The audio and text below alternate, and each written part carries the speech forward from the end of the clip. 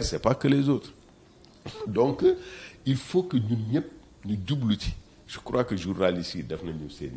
seeni devoir ah parce que depuis quand même mbas mi ba léegi dëgg journalistes yi médias yi taxaw nañ ci lu bari voilà donc sénégalais yi léegi ñoo war a jël encore une fois seeni responsabilité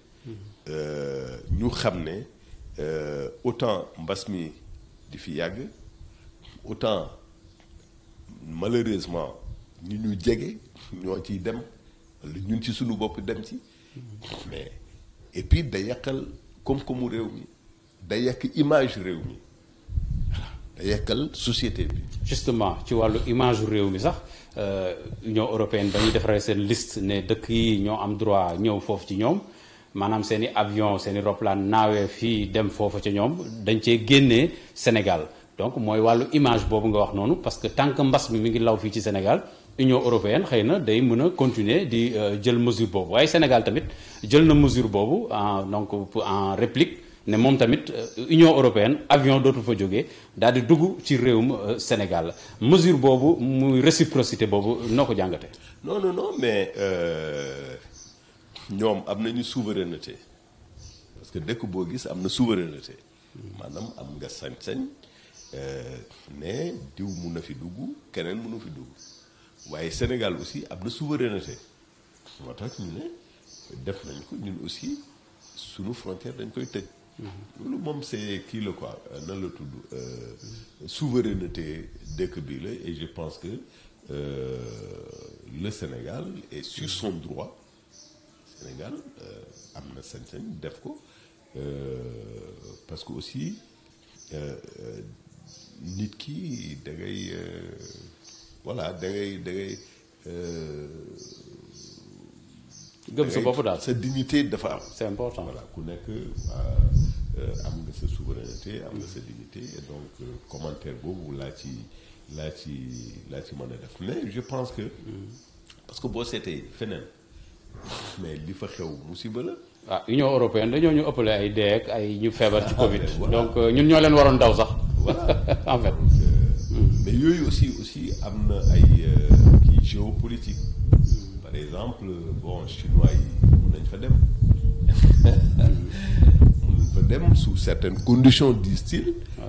ci li ñu wax mais bon yooyu yëpp c'est compréhensible c'est géopolitique am na ci économie am na ci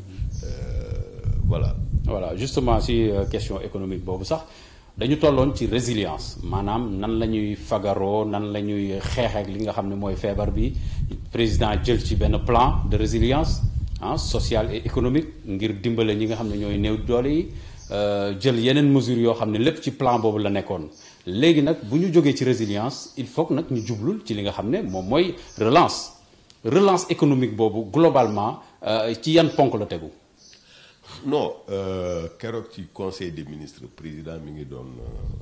ñaax ministres yi ñu gaaw ci élaboration plan de relance boobu. j'espère que bu ñu demee ba egg ci rek ministre bi yore koom-koom ak keneen ki yore finance ak budget dinañu mën a jàkkaarloo askan wi wax leen contenu plan de relance boobu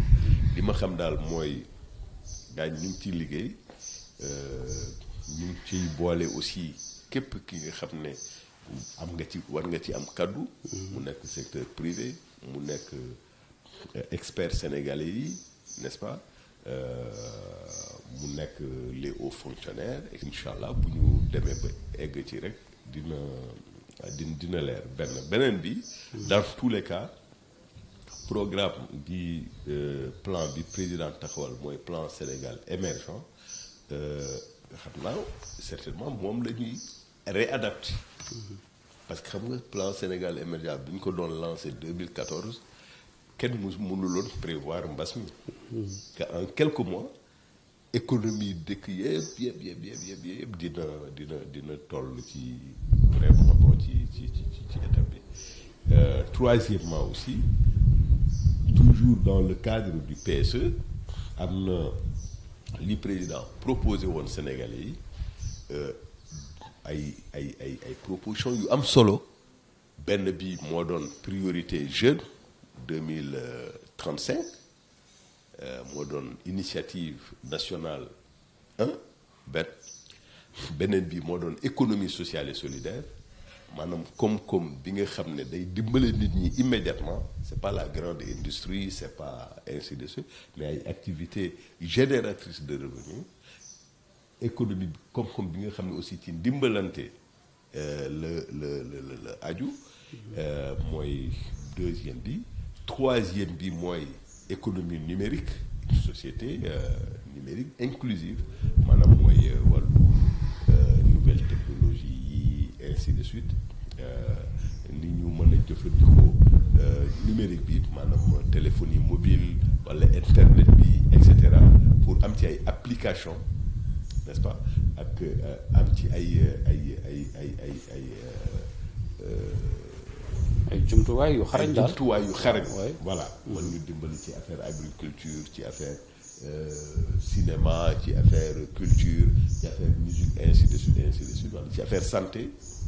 nga xam ne nit ki bu na nekk États-Unis yow nga nekk fii mu defal la consultation nga bañ a déplacé wu di ci dépenser xaalis alors quatrième bi mooy li président di woowee reforestation nationale d'ailleurs jox na ay directives temps yi pour ñu recruter 10 000 jeunes fukki junni xale pour ñu commencer des activités de reboisement et cetera et cetera. cinquième bi mooy cap sur l'industrialisation maanaam ni ñuy yëkkatee suñu industrie mooy ni ñuy jëlee ay artisanat wala ay agriculture produits agricoles yi mu soppeeku ay produits finis loolu mooy industrialisation mu dem ci wàllu artisanat ci wàllu pêche ci wàllu agriculture et cetera donc yooyu yëpp xam naa dinañ ko réévaluer adapté ko ci biir plan de relance bi incha allah. waaw